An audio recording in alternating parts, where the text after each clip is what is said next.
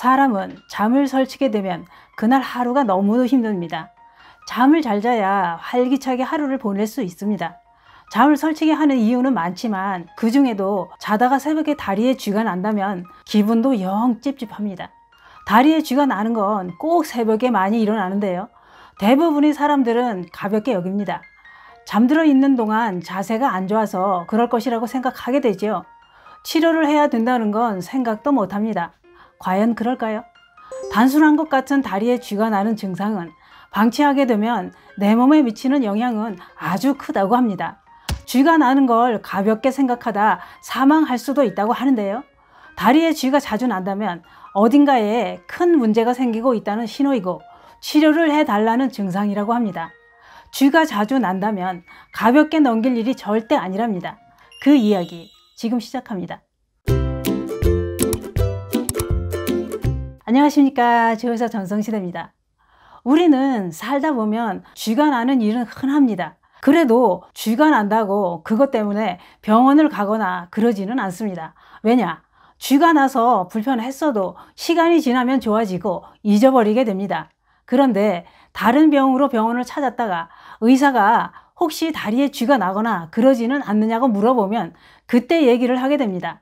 쥐가 자주 나기는 한다고. 그렇지만 대수롭지 않게 여기지요. 그리고 주물러주고 좀 지나면 풀리고 그렇게 산 지 오래되다 보니 그냥 그러려니 하고 살게 되는 겁니다. 그런데 자다가 다리에 쥐가 나서 고통을 겪어도 쥐가 나는 이유를 알고 있는 사람들은 많지 않다고 합니다. 수면 중 갑작스럽게 발이나 다리에 쥐가 나는 것은 상당히 고통스러운 경험입니다. 잠결에 다리가 끊어질 듯한 통증이 오지만 비몽사몽 잠결이라 제대로 대처도 못합니다. 그냥 다리를 부여잡고 뒹굴뒹굴 굴거나 움직이지도 못하고 비명을 지르게 되지요. 아마 겪어보신 분들은 그 고통 상상이 될 것입니다. 이것을 쥐가 난다고 표현하는데 통증이 오는 이유는 근육 수축과 경련 현상이라고 합니다. 통증은 약간 아픈 정도도 있지만 심한 경우엔 참기 힘들 정도로 고통스러운 통증이 생기기도 한답니다. 짧게는 몇 초에서 길게는 몇 시간까지 가는 경우도 있다는데요. 근육 경련은 잠을 잘 때 다리 쪽에서 흔하게 발생한다고 합니다. 그런데 한밤중에 다리에서 경련이 일어나는 원인은 다양하다고 하는데요. 보통 격한 운동을 해서 근육에 무리가 가거나 수분 부족으로 인한 전해질 결핍, 혈액순환 장애 이런 게 원인이 될 수도 있고요. 또 임신 중이거나 신장질환, 갑상선 질환, 다발성 경화증 이런 질병을 가진 경우에도 야간에 다리 경련이 발생할 수 있다고 합니다. 또 있습니다. 누워서 발을 뻗으려고 하면 종아리에서 쥐가 날 때도 있고 조금만 빨리 걸어도 다리에 경련이 일어나고 구두를 신거나 달리거나 스트레칭을 할 때도 쥐가 계속 난다는 사람도 있습니다. 하지 경련은 온몸에 연결된 근육을 연결하는 막과 신경혈관이 눌리게 되면서 하지 무력증, 하지 불안증, 수족 냉증과 근육이 빠지는 근위축도 일어난다고 합니다. 이러한 하지순환 장애는 남자들은 양기가 빠지게 되고 전립선에 문제도 생기게 되고요. 여자들은 생리통, 냉내하까지 생긴답니다. 그런데 중요한 게 있습니다. 근육의 경련이나 긴장도는 불안함, 걱정, 근심과 같은 심리적 요인에 의해서 더 심해진다고 하는데요. 우리는 원인이 분명하지 않은 계속 불안하고 초조한 것을 노이로제라고 합니다. 이것을 자율신경의 균형이 깨진 것이라고도 한답니다. 이렇게 긴장이 계속 이어질수록 근육은 계속 뭉치고 쥐가 자주 나게 된다는 건데요. 그게 그런 것 같습니다. 모든 병은 마음이 좌지우지하는 것 같습니다. 그런데 이게 다일까요? 쥐가 나는 것을 가볍게 여기면 안 되는 중요한 게 또 있습니다. 하지정맥류는 다들 잘 알고 계실 텐데요. 이 하지정맥류가 야간에 다리 경련을 일으키는 대표적 질환이라고 한답니다. 그런데 하지정맥류라면 다리에 울퉁불퉁 시퍼렇게 혈관이 튀어나와 있는 걸 하지정맥류라고 다들 알고 있습니다만 자다가 쥐가 나는 거랑 뭔 상관이 있을까요? 이해가 안 되실 겁니다. 더구나 다리도 매끈하고 튀어나온 혈관도 없는데 웬 하지정맥류? 이러실 수도 있습니다만 그것은 이렇다고 합니다. 다리에 혈관이 뒤틀리고 울퉁불퉁하게 튀어나온 것만이 하지정맥류는 아니라는 것입니다. 겉보기에는 멀쩡해 보일 수 있지만 자다가 쥐가 나는 것이 하지정맥류 종류 중의 하나인 잠복성 하지정맥류의 가능성도 있기 때문이랍니다. 그래서 자다가 다리에 쥐가 나는 것을 결코 무시해서는 안 된다는 얘긴데요. 겉은 멀쩡한데 내부적인 고통을 호소하는 잠복성 하지정맥류는 외관상으로 봤을 때는 매끈한 다리를 가지고 있지만 속내는 그렇지 않을 수도 있다는 겁니다. 다리가 저리고 아픈 심각한 통증이나 부종, 경련, 무거움, 시림 이런 고통을 동시다발적으로 겪고 있을 수도 있다는 거죠.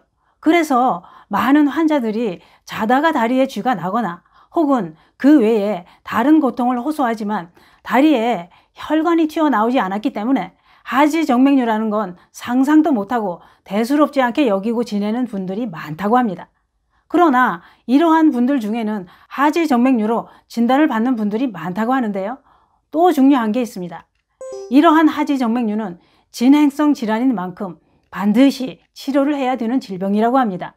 다들 아시다시피 하지정맥류는 정맥혈관 내 판막 손상으로 심장으로 가야 할 혈액이 다리로 역류하면서 생기는 질환이라고 하는데요. 정맥혈 역류로 인해 혈관 내 압력이 높아지고 혈관벽이 늘어나서 밖으로 튀어나오게 되는 거랍니다. 그래서 무겁고 통증이 생기고 부종, 야간 경련, 가려움 이런 증상을 수반하는 만성 진행성 정맥 질환이라고 한답니다. 그리고 대한정맥학회 논문에 따르면 야간 근육 경련은 하지정맥류와 직접적으로 연관이 있는 것으로 나타났답니다. 세부적으로는 야간 근육 경련이 있는 사람이 그렇지 않은 사람에 비해 하지정맥류 위험률이 227%나 높은 것으로 나타났답니다. 또 다리에 무거움을 느끼는 사람도 그렇지 않은 사람에 비해 하지정맥류 위험률이 323%나 높게 나타났다고 하는데요. 무섭습니다. 쥐나는 거 가볍게 생각할 게 절대 아닌 것 같습니다.